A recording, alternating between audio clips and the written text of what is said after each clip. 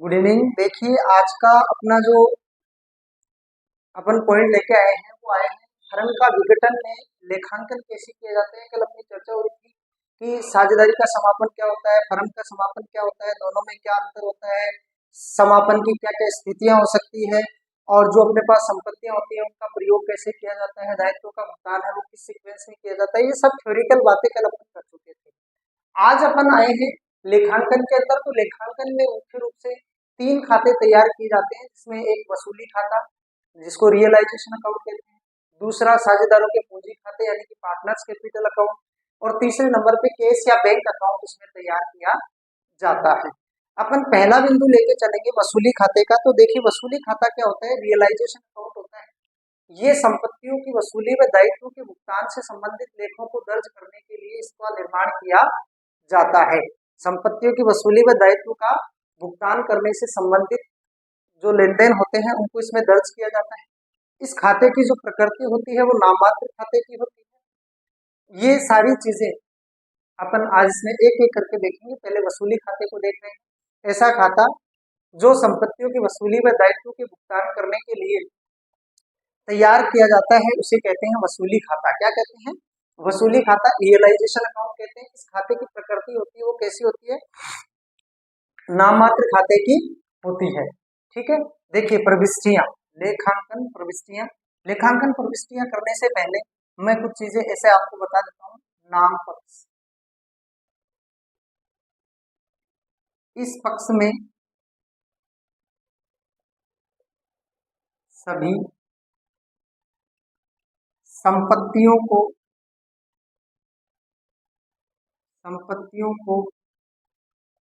हस्तांतरित किया जाता है। हस्तांतरित किया जाता है। ब्रैकेट में लिख रहा हूं मैं, cash in hand, cash at bank, cash in hand, cash at bank, profit and loss account को छोड़कर,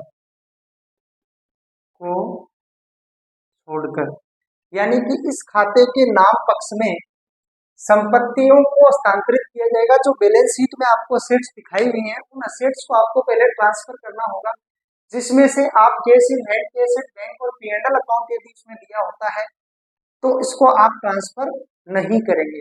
समझ में आ गया? दूसरी क्या चीज आती है, दायित्वों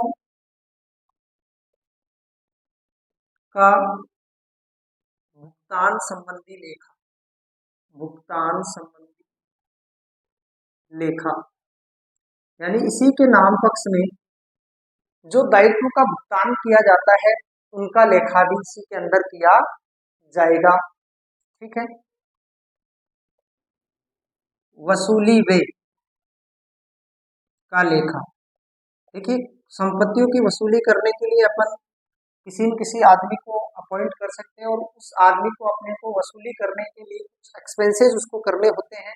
उन एक्सपेंसेस को भी रियलाइजेशन अकाउंट के डेबिट पक्ष में शो किया जाएगा। तो ये देखिए तीन चीजें इसके डेबिट पक्ष में आनी है, क्योंकि पहले अपने को ये पता होगा तभी अपन इस अकाउंट को प्रिपेयर कर पाएंगे कि इसके नाम पक्ष में आता क्या है, इसके जमा पक्ष में क्या आता है, और जमा पक्ष में कौन कौन सी चीजें जो है छोड़ी जाएंगी, नाम पक्ष में कौन कौन सी जो असेट्स है उनको जिनको नहीं लिखना है, ये इसका नाम पक्ष।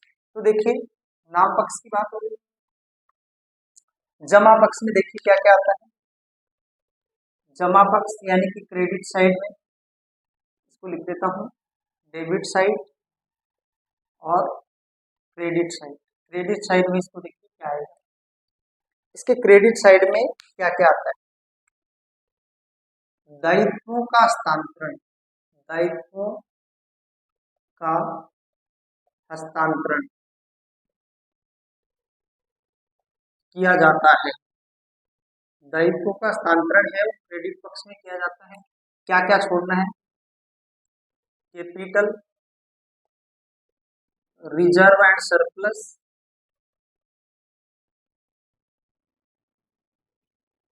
पार्टनर्स लोन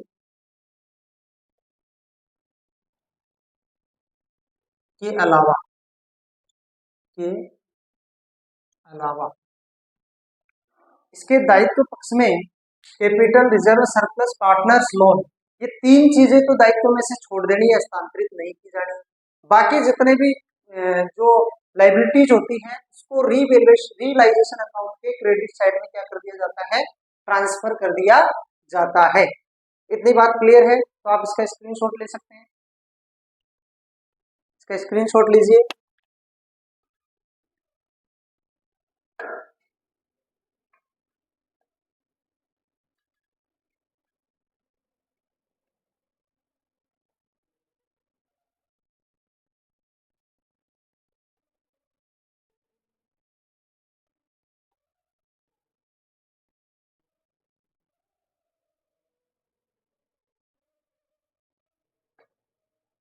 स्क्रीनशॉट लीजिए।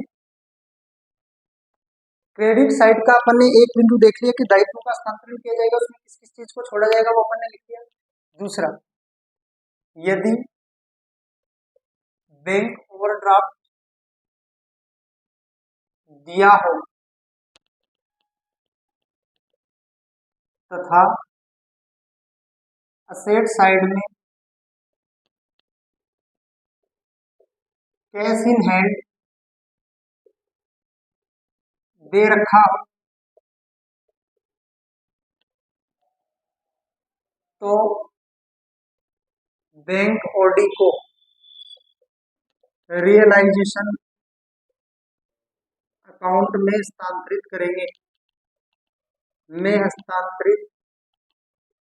करेंगे,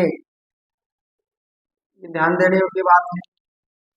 नंबर 2, यदि केवल बैंक ओडी दिया है और कैश इन हैंड ना दिया हो तो बैंक ओडी को बैंक अकाउंट का डेबिट बैलेंस मानते हुए ट्रांसफर नहीं करेंगे। यानी कि उसको फिर कहाँ काम में लिया जाएगा, जब लास्ट में अपन बैंक अकाउंट बढ़ाएंगे तो उसमें बैलेंस की जगह काम आ जाएगा। यदि केवल बैंक ओडी दिया है, कैश इन हैंड वगैरह नहीं दिया है, तो इसे अपन बैंक बैलेंस के रूप में काम में लेंगे। और यदि कैश इन हैंड दे दिया गया है और कैश इन हैंड अपने को दिया गया है और केवल बैंक ओवरड्राफ्ट भी दूसरी साइड में लिखा गया है, तो इस स्थिति में अपन उसको एक लाइबिलिटी मानते हुए क्या कर देंगे, ट्रांसफर कर देंगे रियलाइजेशन। बात समझ में आई कि उसे रियलाइजेशन अकाउंट में क्या कर दिया जाएगा, ट्रांसफर कर दिया जाएगा। एक चीज। दूसरा, इसमें क्या लिखा जाता है, देखिए क्रेडिट साइड में संपत्तियों की वसूली का लेखा,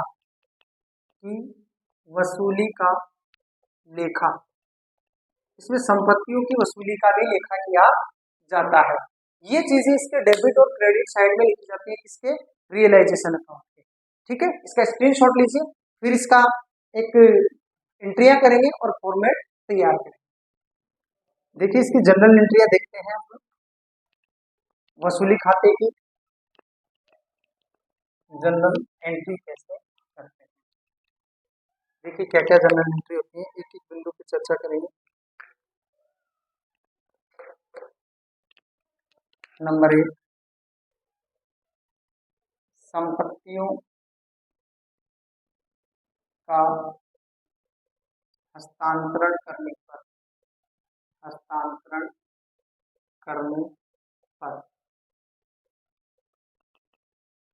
ट्रांसफर ऑफ असेट्स, ठीक है, एंट्री करेंगे realization account debit to sundry assets account,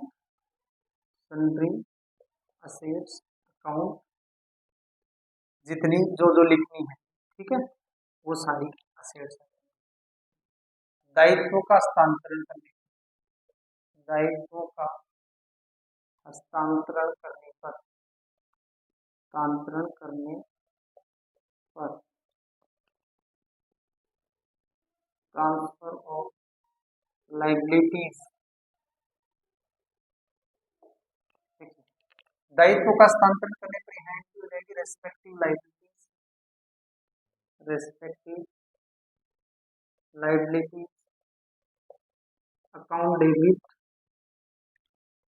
to realization account, realization, ठीक है। ये एंट्री किस स्थिति में होगी, दायित्व का हस्तांतरण करने पर, संपत्तियों से नकद वसूली होने पर, नकद वसूली होने पर, कैश अकाउंट दिया to realization account, to realization account, ठीक है। 3। चौथा नंबर, दायित्वों का नकद भुगतान करने पर, दायित्वों का नकद भुगतान करने पर तो एंट्री हो जाएगी realization account debit to cash account, to cash account, ठीक है।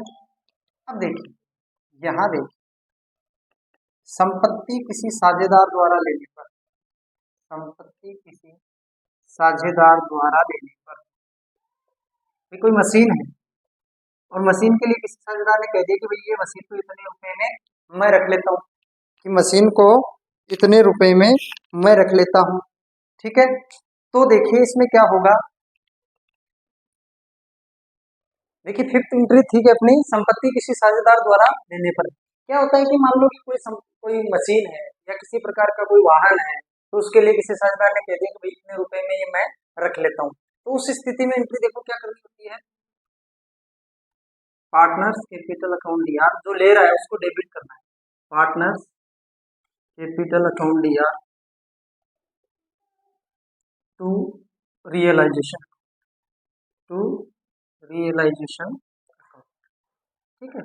तो ऐसा ही क्या है, ऐसा ये भी तो हो सकता है ना कि भाई किसी पार्टनर द्वारा, किसी साझेदार द्वारा, साझेदार द्वारा दायित्व का भुगतान करने पर, साझेदार द्वारा दायित्व का भुगतान करने पर, कि भाई इसको तो भुगतान मैं कर दूंगा, इसको भुगतान मैं कर दूंगा, तो देखिए एंट्री क्या करेंगे, रियलाइजेशन अकाउंट दिया, रियलाइजेशन अकाउंट दिया to partners capital account, to partners capital account, ये एंट्री कर देंगे। आगे बात सुनिए, देखो ये एंट्री इसलिए बताई जा रही है आप लोगों को कि एंट्रियों में क्वेश्चन पूछा जाता है 2 नंबर का और उसमें एंट्रियां देता है, और एंट्रियां देके ही आपको ये पूछेगा कि इसकी एंट्री ड्रॉइंग लेन देनों की क्या कीजिए, जनरल प्रविष्टि कीजिए, तो ऐसी सिचुएशन में आपको एंट्रियां आनी जरूरी है। इसकी सीमित सी एंट्रियां हैं, 1-2 एंट्री और करेंगे अपन इसमें, संपत्तियों का हस्तांतरण करने पर, दायित्वों का हस्तांतरण करने पर, संपत्तियों से नगद वसूल होने पर, दायित्वों का नगद भुगतान करने पर, संपत्ति किसी साझेदार द्वारा लेने पर, दायित्व का भुगतान किसी साझेदार द्वारा करने पर, ये जो स्थितियां हैं वो अपन क्लियर कर चुके हैं। आगे देखिए, आगे देखिए इसमें आगे क्या एंट्रियां हैं, क्या पूछी जा सकती हैं, क्या और कंडीशन में रहेगी। देखिए इसके आगे का जो बिंदु है वो अपना रहेगा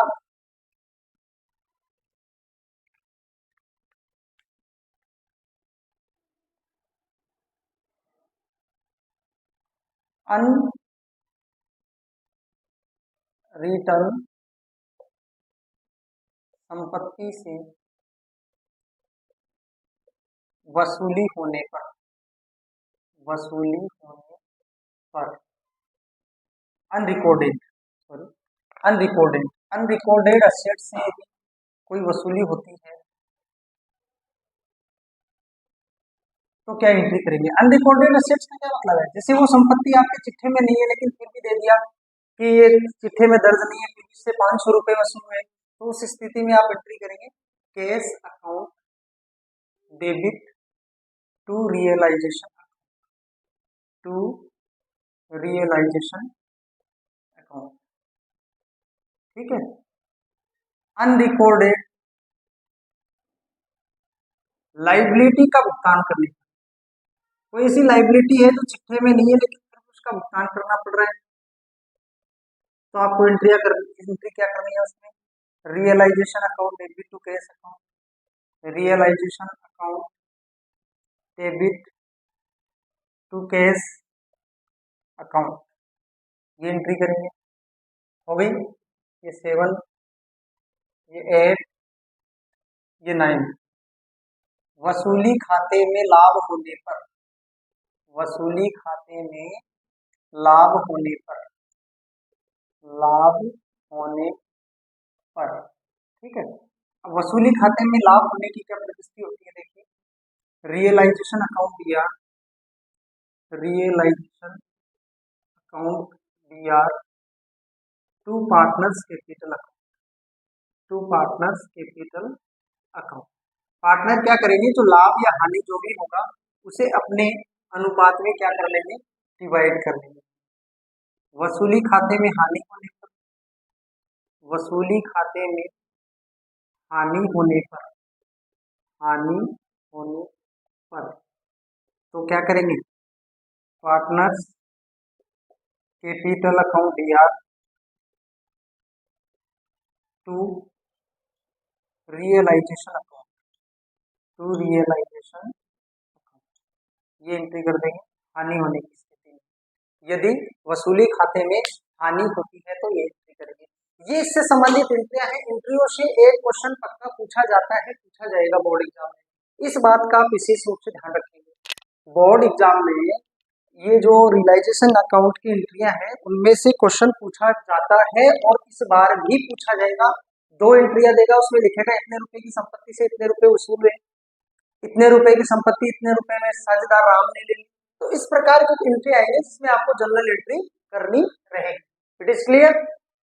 ठीक है। तो देखिए अब इसका फॉर्मेट, प्रारूप कैसा होता है रियलाइजेशन अकाउंट का प्रारूप, ये खाता कैसा दिखाई देता है, कैसे होता है, कैसे लिखा जाता है इसमें? तो देखिए ये रिवैल्यूएशन में जो कॉलम होते हैं वही है रियलाइजेशन अकाउंट, हेडिंग है इसकी रियलाइजेशन अकाउंट। ठीक है। अकाउंट में वही इसमें 2 पक्ष, debit credit, particular amount, 4 column रहेंगे। ये देखिए सबसे पहला काम टू रेस्पेक्टिव असेट्स, जितनी भी असेट्स हैं जो मैंने लिखाई है जिनको एक्सेप्ट करना है, छोड़ना है, उनके अलावा जो असेट्स हैं सारे इधर बाय रेस्पेक्टिव लायबिलिटीज, लायबिलिटीज जितनी भी है छोड़कर जो आपको बताई उनको। देखिए असेट्स में क्या छोड़ना है मैं फिर एक बार दोहरा देता हूँ, कैश इन हैंड छोड़ना है, कैश एट बैंक छोड़ना है, पीएनएल का बैलेंस दे रखा है तो उसको छोड़ना है। ठीक है, आई बात समझ में? इधर क्या छोड़ना है? इधर आपको कैपिटल छोड़नी है, रिजर्व सरप्लस है तो वो छोड़ना है, उसके बाद में पार्टनर का लोन है तो उसको छोड़ना है। अच्छा, बैंक ओडी के संबंध में आपको 2 कंडीशन बताइए। यदि बैंक ओडी अकेला दिया हुआ है तो ट्रांसफर नहीं करना है, और यदि बैंक ओडी के साथ कैश का बैलेंस दे रखा है तो वो भी यहाँ लायबिलिटी के साथ में ट्रांसफर कर दिया जाएगा। ठीक है, इधर लिखेंगे by cash, by cash column में लिख देता हूं मैं assets realize, assets realize. Assets की केस में जो वसूली होती है वो यहाँ लिखनी है, to cash paid to liability, liability को जो केस पेमेंट किया जाएगा वो लिख दिया जाएगा। उसके अलावा यदि किसी साझेदार ने संपत्ति ली है तो भाई पार्टनर्स कैपिटल, पार्टनर्स कैपिटल। ठीक है, हिंट दे देता हूं, asset taken by partner, asset taken by partner, asset taken by partner यहां लिखेंगे to cash, sorry to partners capital, to partners capital. तो उसके लिए क्या लिखेंगे, लाइबिलिटी पेड बाई पार्टनर। यदि पार्टनर पेड कर रहा है तो वो अमाउंट, यहाँ भी वो अमाउंट। अब मान लो उस साइड का टोटल ज्यादा आ रहा है तो यहाँ लिखेंगे टू पार्टनर्स कैपिटल अकाउंट, ठीक है। यहाँ जो भी है ए बी सी जो भी है लिख देंगे।